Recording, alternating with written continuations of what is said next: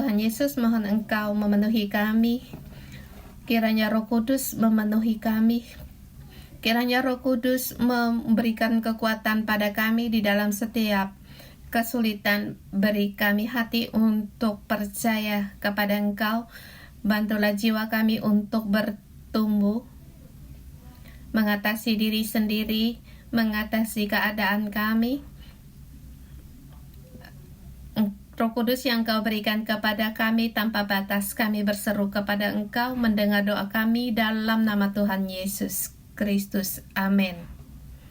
Hari ini kita melihat kitab Bilangan pasal 11 yang disampaikan oleh Pastor Hokit. Pasal 11. Setelah mendirikan laskar, setelah mereka berjalan sudah mulai berubah, bukan lagi laskar yang mempunyai disiplin, hanya seperti para pengungsi yang dibebaskan. Boleh dikata demikian, agak dibesarkan. Sesungguhnya kedua status ini juga kita ada. Pertama, kita hidup seperti pengungsi. Banyak orang hidup tanpa arah. Kamu di padang gurun, di padang pasir, kamu akan tahu apa yang dimaksud dengan hidup tanpa arah. Sangatlah luas. Manusia menjadi sangat kecil. Manusia untuk kehidupannya dia berusaha untuk hidup. Dan seluruh kehidupan itu satu yang memberontakkan. Dan di padang gurun, manusia dijadikan tak berarah. Dan padang gurun sangat luas. Sangat-sangat luas. Tanpa batas. Dimanapun kamu berada, kemana arah kamu pergi, sepertinya tidak bisa keluar. Dan hari ini kita mulai, mereka masih ada di bawah kaki Gunung Sinai. Mereka mengarah ke arah padang Paran untuk berangkat. Satu tantangan yang sangat besar. Dan hari ini fokus kepada dua masalah. Pertama, para umat yang di padang gurun. Yang kedua, di tengah padang gurun para pemimpin. Kalau kamu Musa, bagaimana menghadapi situasi yang demikian? Bagaimana kamu menghadapi para rakyat ini? Dan kalau kamu adalah rakyat ini, keinginan hati mereka apakah juga keinginan kamu dengan aku? Apakah kita melihat tanda semboyan dibunyikan, kita akan berangkat dan melihat tiang awan? Apakah harapan kita di dalam hati kita juga timbul? Mungkin juga di antara kita juga punya daya tarik yang sangat kuat. Bagaimana untuk hidup? Makan apa? Besok apakah masih ada untuk yang dimakan? Dan saya merasa ayat hari ini memberitahukan kita banyak sekali peringatan. Dan memberi tema hari ini, Bapa di padang gurun adalah jalan menuju kedewasaan jiwa. Bapa di padang gurun yaitu Musa. Sebelum dia menjadi pemimpin, dia juga di Median 40 tahun mengembala di sana di padang gurun juga. Dia setelah membawa para umat keluar dari Mesir, dia sendiri pun tidak masuk dalam tanah Kanaan. Boleh dikarenakan setengah umurnya yang kemudian dia hidup di padang gurun, dan dia di tengah-tengah komoditas padang gurun ini adalah seorang bapak, seorang ayah. Kita melihat kedewasaan jiwanya. Jiwanya terpaksa untuk dewasa. Kita semua orang ingin seperti ada anak kecil di tengah kita. Ini dikatakan bukan 3 atau 5 orang anak kecil, tetapi di sini 600.000 jiwa. Saya merasa kedewasaan jiwa Musa harus cepat bertumbuh. Bagaimana dia bertumbuh dewasa? Kita lihat ayat 1 sampai dengan 9 terlebih dahulu.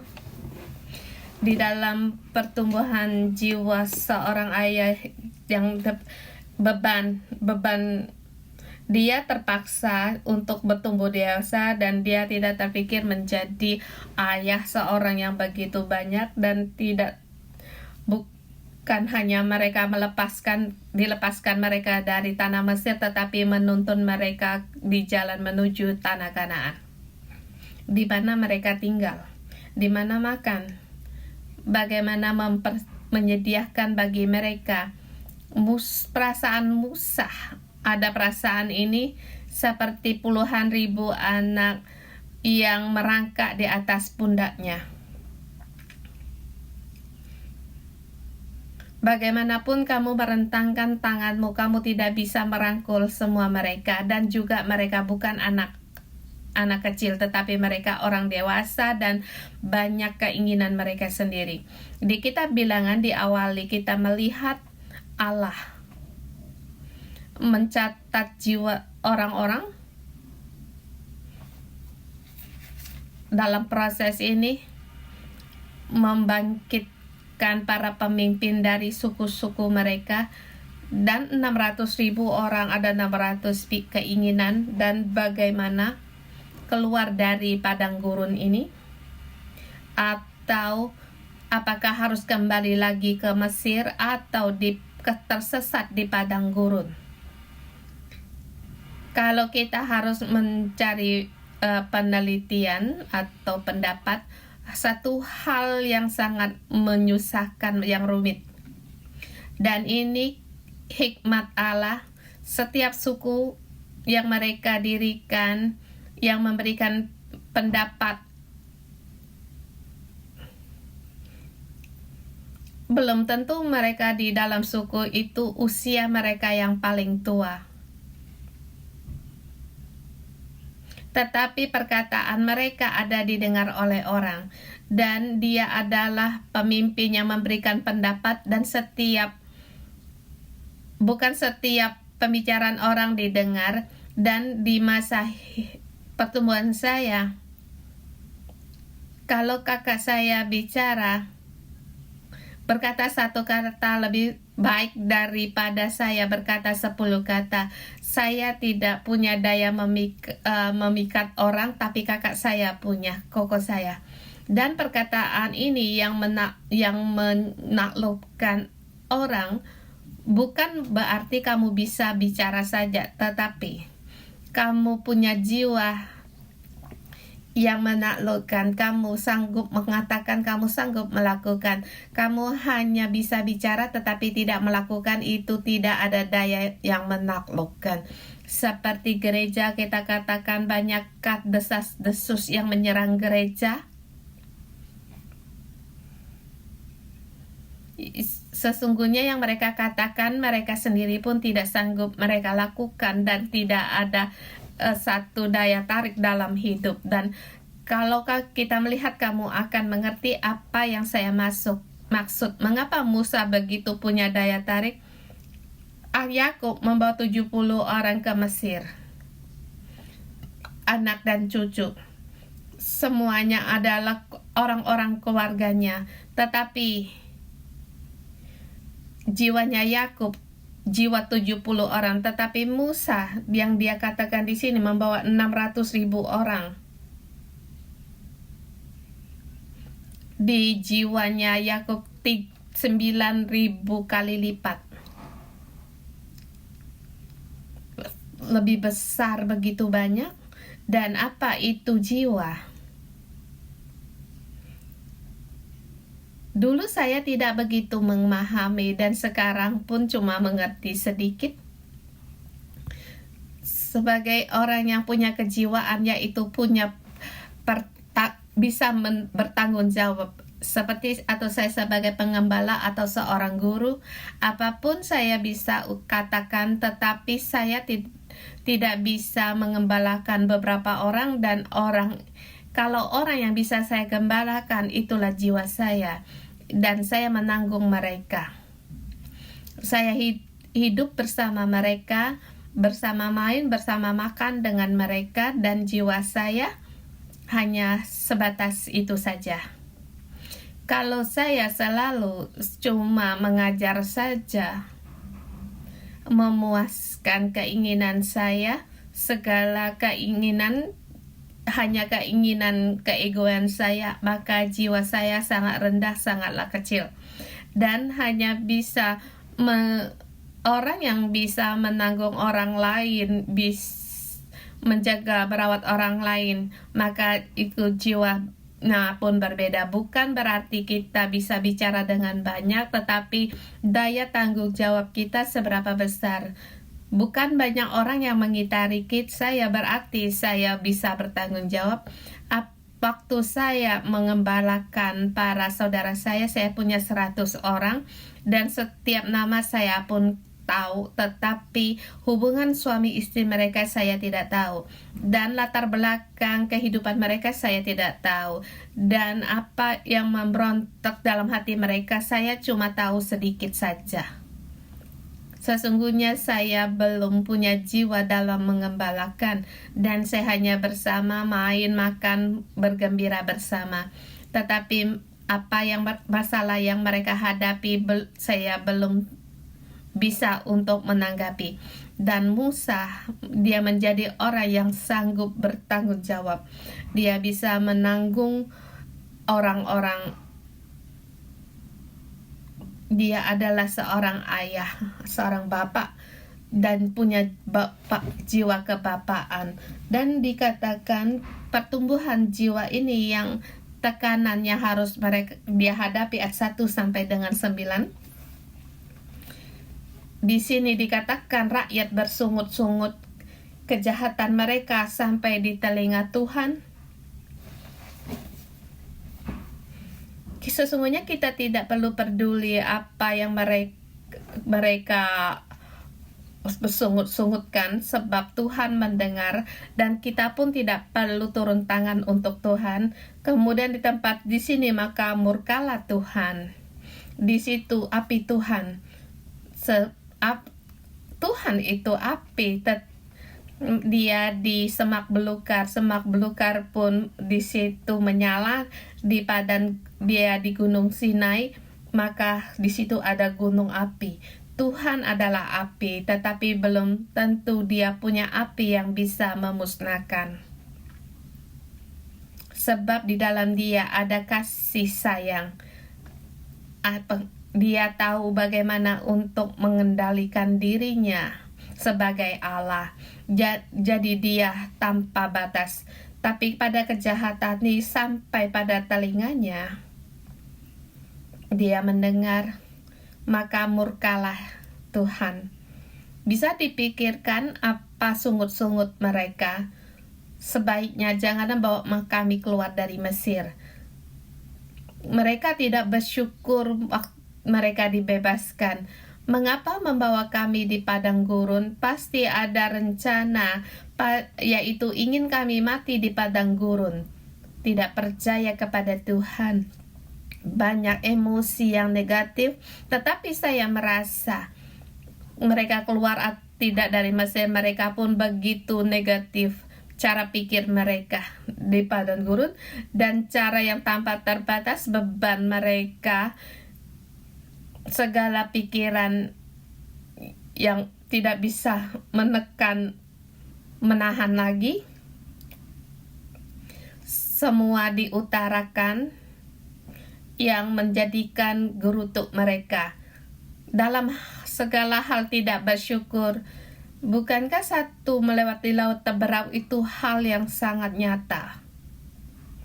Melihat bagaimana banyak mujizat yang terjadi, tetapi ini sudah lewat. Sekarang yang dihadapi, apa itu? Yaitu ada yang dimakan dan diminum untuk menjamin kehidupan kami aman. Sesungguhnya Allah tidak perlu Mengapa harus menjamin kehidupan mereka? Sebab mereka mengalami bagaimana kemakmuran di padang gurun, bagaimana mengadakan pesta bagi mereka. Tuhan memberikan mereka makanan malaikat, heavenly bread, makanan dari surga. Dan di sini mereka sampai di sini masih tetap bersungut-sungut. Seperti mereka berkata, mulut pun makan sampai hambar. Dan cuma satu rasa. Mereka mulai memikirkan kembali saat mereka hidup di Mesir.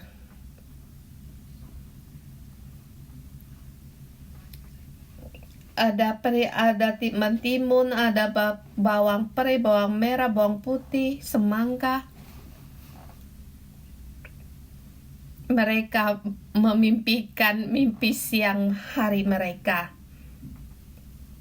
Mereka di Mesir sesungguhnya dicambuk dalam hidup mereka. Mana ada ikan daging dimakan. Mungkin setelah bersusah payah cuma sedikit aja cukup untuk dimakan. Dan semua ini hanya seperti berangan-angan. Dan angan-angan ini bagi di zaman itu. Dan mereka terus berbicara dan akhirnya berkata, mengapa kita tidak kembali kepada Mesir? Di sana bermacam-macam makanan. Mengapa di sini kita harus menderita? Sesungguhnya orang ini tidak nyata dan berkata-kata yang membesar-besarkan. Dan siapa orang yang menimbulkan kata-kata ini yang membuat mereka serakah akan makan daging? Di ayat keempat dikatakan, yaitu orang-orang bajingan yang ada di antara mereka memasukkan nafsu rakus, yaitu orang-orang bajingan, yaitu bukan orang dari 12 suku ini. Mereka mengambil kesempatan di mana orang Israel keluar dari tekanan Firaun. Mereka pun ikut pergi. Mereka mungkin bersama bangsa asing yang bersama menjadi budak.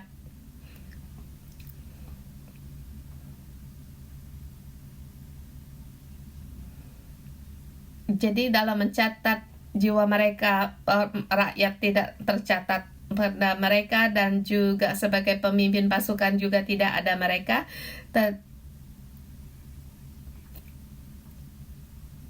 Dan menghadapi kemah pertemuan hidup mereka seperti orang yang bebas.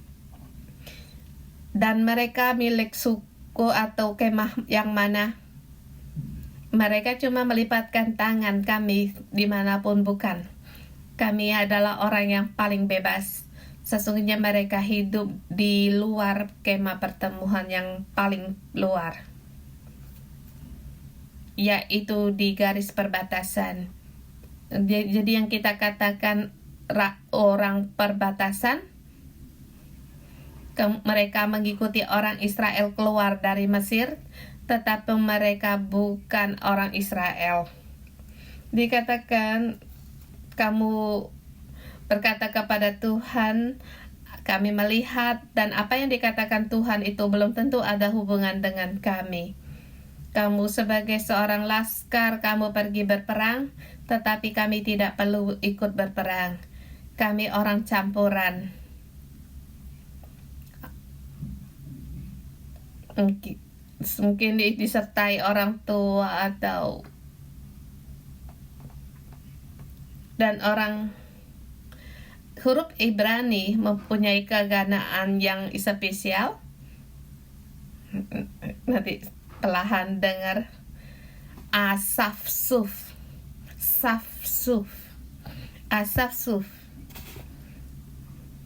yaitu Asaf-suf yang membuat perkara.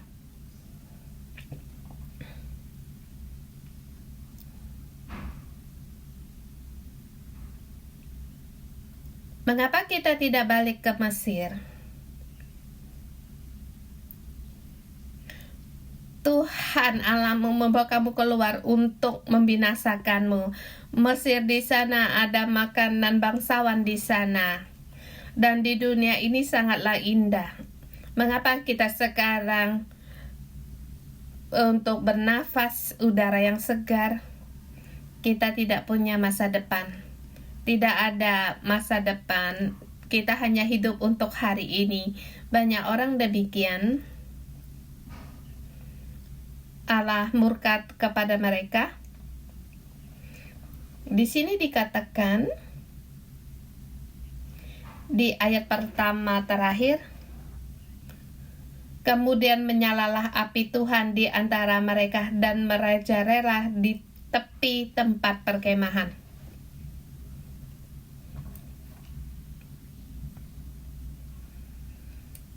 Mereka tinggal di tepi tempat perkemahan. Mereka bukan di tengah-tengah perkemahan atau di sekeliling perkemahan. Mereka di tepi di tempat perkemahan. Saya merenungkan dan ini mengingatkan saya untuk jangan sembarangan berbicara. Tepat di luar banyak orang asing.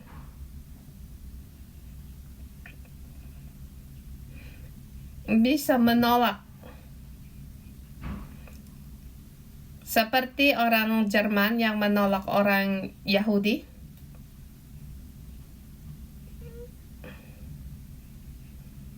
Agar mereka tinggal bersama di dalam satu kemah. Mereka pertama kalah peperang sebab ada orang luar di tengah-tengah mereka. Jadi harus dipisahkan. Tetapi ini membuatkan kebencian antar suku. Allah tidak ingin kita demikian. Tetapi saya merasa ayat ini mengingatkan kita, adakah kita hati orang asing atau campuran ini? Tahukah kita tinggal di kemah yang mana? Tahukah kamu siapa ketua selmu, MG leadermu? Di salah satu komunitas, adakah kamu rasa tanggung jawabmu? Komunitas. Kamu berjalan, apakah ikut bersama? Kita bukan dengan jari menunjukkan orang lain, tetapi kita hanya bertanya kepada diri kita sendiri. Dan ini menjadikan kita mengingatkan kita sendiri, mengoreksi diri kita sendiri, apakah kita orang campuran ini. Dan di sini pembicaraan mereka membangkitkan satu hal yang biasa. Di ayat ke-6 dikatakan, tetapi sekarang kita kurus kering, tidak ada suatu apapun kecuali mana ini saja yang kita lihat. Mereka terpikir ini mana adalah makanan sorgawi yang diberikan sebagai makanan bagi mereka yang turun dari langit. Ayat 7 sampai dengan 9 di sini dikatakan, orang yang menceritakan kisah ini, sebab orang yang menderita kisah ini adalah generasi yang baru. Untuk kembali menjelaskan kepada mereka apa itu mana, seperti ketumbar, ya seperti damar bedolah yang warnanya putih. Bangsa itu berlari kian kemari untuk memungutnya. Bisa digiling dengan batu kilangan atau ditumbuk dengan lumpang. Jadi ada sedikit keras. Dia bukan gula-gula yang lembut. Mana yang lembut langsung taruh di mulut, langsung dimakan, tetapi juga ini harus diproses untuk digiling atau ditumbuk sampai hancur. Kemudian harus dimasak dengan periuk dan dijadikan roti bundar. Rasanya seperti rasa panganan yang digoreng.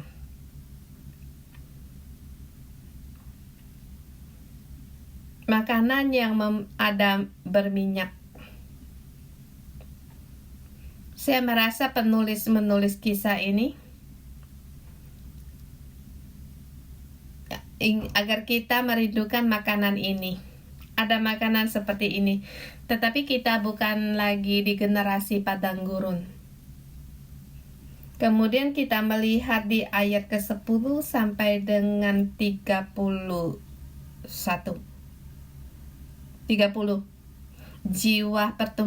Pertumbuhan jiwa Musa, jiwa seorang ayah. Ayat ke-10 dikatakan para orang-orang menangis di depan pintu kemah, maka bangkitlah murka Tuhan dengan sangat. Ini adalah teriakan tangisan dari umat rakyat Israel dan salah satu pihak murka Allah. Dalam hati Musa dia merasa sedih. Dia seperti bapak sangatlah kesal.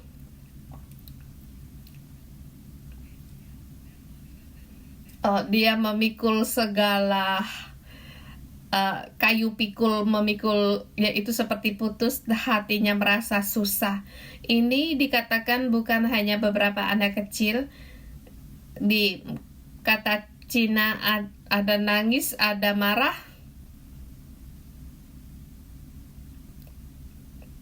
Musa pun sangat bersusah hati, dan di sini dia berkata di ayat 11-15, dia merasa menanggung beban atas umat ini adalah tanggung jawab baginya. Sangatlah menyusahkan, dan sehingga beban ditanggung di atas kepadanya. Dan bagi Musa, saya merasa untuk merawat mereka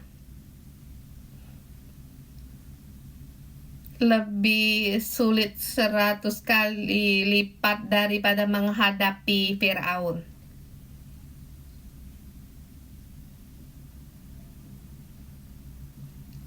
Tulah satu persatu berlalu,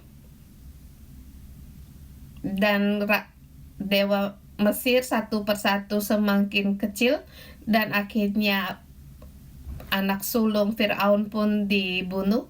Dan kita melihat di dalam 10 tulah itu suka kemenangan mereka yang membawa mereka keluar dari Mesir, yang menjadikan mereka satu pasukan laskar, kemudian mengajar mereka satu hal yang sangat sulit. Dan bagi Musa,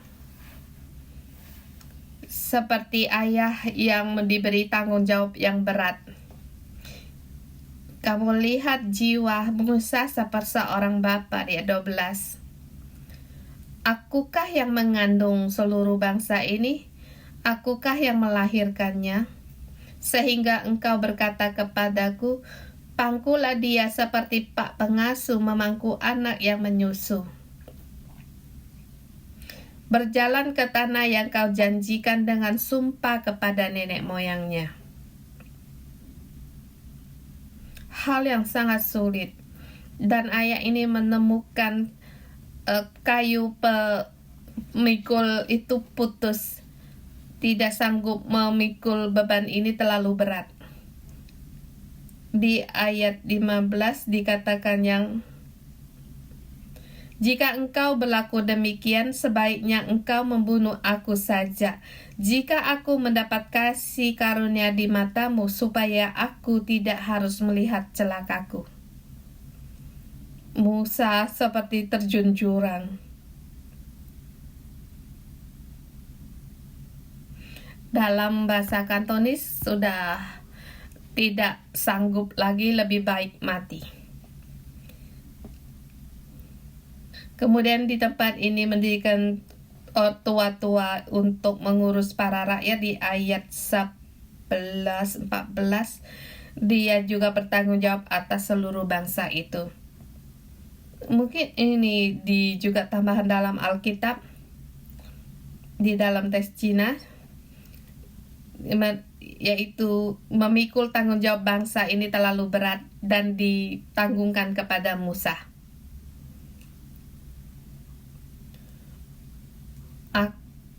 Sebab terlalu berat bagiku. Musa, kalau Dia sendiri yang menanggung. Musa, kalau kamu sanggup, kamu tanggung sendiri. Kamu tidak perlu untuk mengasihani dirimu sendiri dan merasa seluruh dunia ini diletakkan di atas pundakmu. Sesungguhnya di sini Allah menunggu Musa untuk berbicara. Seluruh rencana keluar dari Mesir, keluar dari padang gurun, semuanya itu adalah perbuatan Tuhan, seperti tindakan ada apa makan apa. Pada saat Tuhan memilih Musa menjadi pemimpin, dia tahu bahwa hal ini akan terjadi. Dan Musa, dia seperti seorang ayah. Sebelumnya naik ke Gunung Sinai untuk berdoa bagi umat ini, bagi seluruh bangsa dia berdoa. Di situ hati Bapa pun telah muncul. Dia bukan ingin menjadi seorang pendekar, tetapi dia bertanggung jawab atas seluruh suku ini. Dan di hadapan rakyat dan Tuhan, dia menjadi pengantara dengan mengikat perjanjian. Jadi dia bersedia untuk bertanggung jawab, tetapi pada saat umat di situ bersungut-sungut, menangis, dia sudah tidak sanggup. Dia di hadapan Allah. Dia di situ pun mulai menggerutu. Sesungguhnya Tuhan menanti perkataan ini, engkau sendiri terlalu berat untuk ditanggung. Aku harus mencarikan jalan keluar. Di ayat ke-16, seperti Yakub berjalan ke Mesir dengan membawa 70 orang yang melambangkan seluruh sukunya. Dan 70 para tua-tua ini berbeda dengan 12 pengintai atau pemimpin-pemimpin yang lain. Mereka harus menjadi pengatur pasukan pada umat, dan dibawalah mereka ke kemah pertemuan supaya mereka berdiri di sana bersama-sama dengan engkau.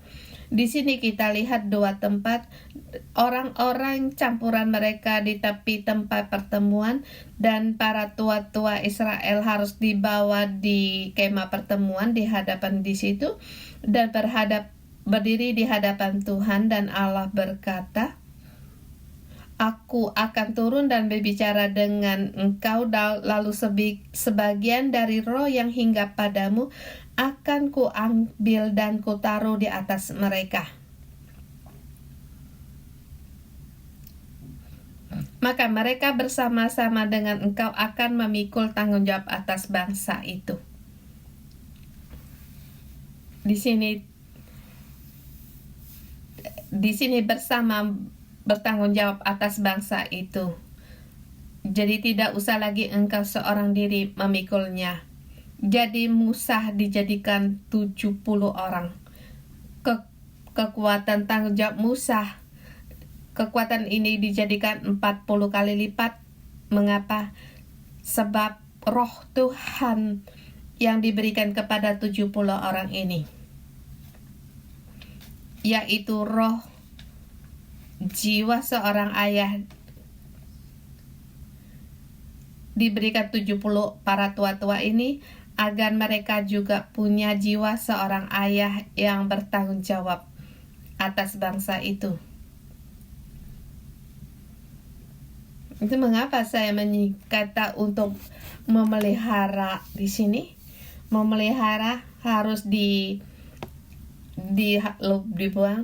Kalau tanpa ada hati Bapa, kamu hanya untuk melatih seorang bekerja, kamu hanya akan menjadi seorang yang memelihara keadaan, tidak ada rasa yang sejati jiwa seorang ayah. Kamu hanya mengatur orang lain. Dan mereka sesungguhnya ada 12 suku pemimpin mereka yang mengatur mereka, yang telah diatur. Sekarang ada 70 orang yang yang mempunyai roh jiwa seorang ayah bersama dengan Musa yang memikul tanggung jawab ini sehingga jiwa Musa bertambah besar. Dan saya ini merasa sangatlah spesial, bukan satu kekuatan seorang masing-masing sebagian, tapi itu adalah roh Musa dan 70 roh tua-tua ini adalah dari satu roh. Dan baru saya membuatkan penelitian dan saya mulai menemukan seluruh tubuh kita, setiap tubuh kita adalah saling bersangkutan. Satu sistem sel dapat mengadaptasi apa yang terjadi dan semuanya kalau lancar maka tubuh akan sehat. Kalau di situ ada tersumbat seperti kelenjar atau tumor atau bermacam sakit, maka tubuh itu tidaklah lancar. Dan saya merasa yang terbaru yaitu dengan kekuatan untuk diselesaikan dalam satu tubuh dengan kekuatan bersama digunakan. Jadi kita tidak lagi berkata di leher ada tumor atau di organ-organ tubuh dalam ada tumor. Ya, kalau begitu kita akan susah. Tapi dengan satu kekuatan yang ada di dalam kita bersamaan 70 roh Kudus dan sama dengan pada Musa dan para 70 tua-tua ini bersama keinginan, sama dengan jiwa seorang ayah yang memikul tanggung jawab. Bukan 70 cara, tetapi di bawah 70 roh dalam roh Allah. Dan bagi para bangsa itu, umat itu, kita tidak spesial mengatakannya, sebab Allah akan menyelesaikan mereka sendiri dan mereka ingin makan daging, maka Allah memberikan burung puyuh dengan mendatangkannya dengan angin pada mereka di situ menangkap mereka, mengumpulkan mereka dan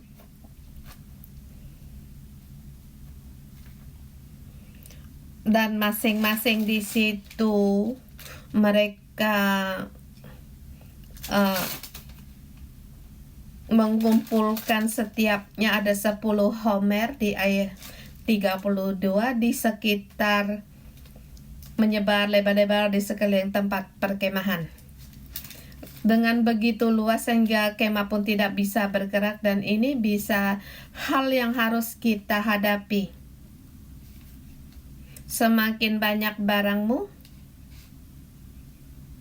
maka kamu akan kekurangan leluasa untuk bergerak. Mereka di situ sangatlah rakus. Belum lagi mereka menelannya, mereka terus mengunyah di ayat 33, selagi daging itu ada di mulut mereka sebelum dikunyah. Yaitu mereka makan pun sangat belum selesai lagi mereka makan, tidak habis mereka makan, maka bangkitlah murka Tuhan kepada mereka dan memukul bangsa itu. Ya, ini adalah gambaran keserakahan mereka, dan mereka dibunuh mati oleh keserakahan mereka sendiri. Dan karena terbatas waktu kita sampai di sini. Di sini ada 35 ayat, tetapi kita fokus bagaimana jiwa Musa bertumbuh. Dan saya akan bertanya, gerutu dari Musa dan umat Israel di mana berbeda? Gerutu bangsa Israel itu Tuhan sendiri yang menyelesaikan mereka, tetapi gerutu dari Musa, Tuhan tahu kalau dia tidak sanggup lagi untuk menanggung jawabnya, sehingga Allah memberikan dia untuk bertambah dewasa. Kiranya Tuhan memberkati firman-Nya. Haleluya.